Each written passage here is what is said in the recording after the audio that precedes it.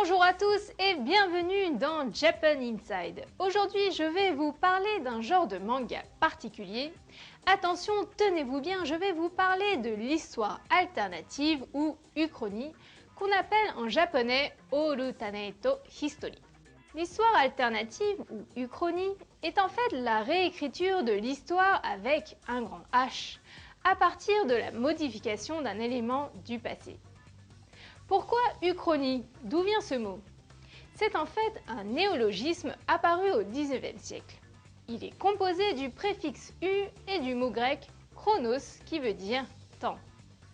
Le mot désigne donc un non-temps ou un temps qui n'existe pas. Comme l'utopie qui désigne en fait un lieu qui n'existe pas. En japonais, histoire alternative s'écrit comme ceci. Il est écrit en alphabet katakana. Je vous rappelle qu'en japonais, on utilise l'alphabet katakana pour écrire des mots d'origine étrangère. Ici, en l'occurrence, ce sont la traduction des mots anglais Alternate History.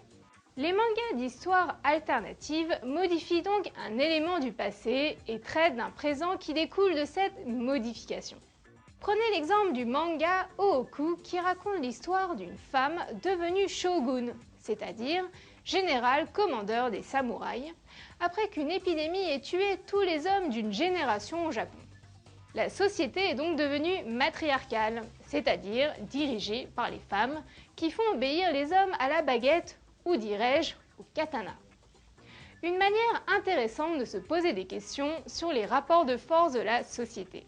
Les histoires alternatives sont situées le plus souvent dans le futur, par exemple les mangas tels que Blue Comet, Code Geass, Kishin Corps sont plutôt des mangas de science-fiction futuriste, tandis que les œuvres comme Full Metal Panic se situent dans le passé.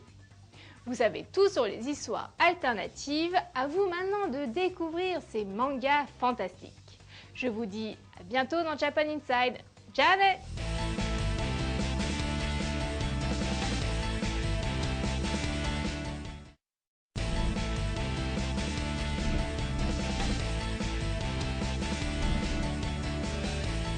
Bonjour à tous et bienvenue dans Japan Inside. Aujourd'hui, je vais vous parler d'un genre de manga particulier.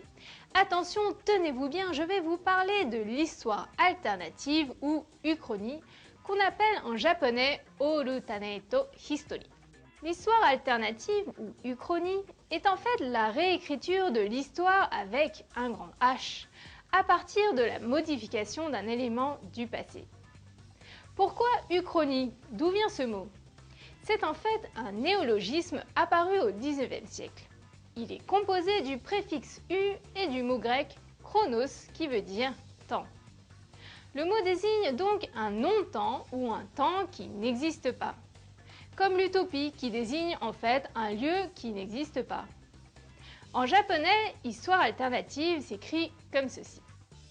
Il est écrit en alphabet katakana. Je vous rappelle qu'en japonais, on utilise l'alphabet katakana pour écrire des mots d'origine étrangère. Ici, en l'occurrence, ce sont la traduction des mots anglais Alternate History.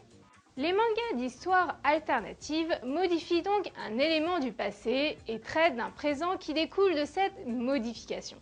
Prenez l'exemple du manga Ooku qui raconte l'histoire d'une femme devenue shogun, c'est-à-dire général commandeur des samouraïs, après qu'une épidémie ait tué tous les hommes d'une génération au Japon. La société est donc devenue matriarcale, c'est-à-dire dirigée par les femmes qui font obéir les hommes à la baguette ou dirais-je au katana.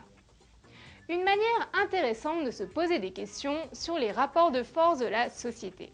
Les histoires alternatives sont situées le plus souvent dans le futur, par exemple les mangas tels que Blue Comet, Code Geass, Kishin Corps sont plutôt des mangas de science-fiction futuriste, tandis que les œuvres comme Full Metal Panic se situent dans le passé.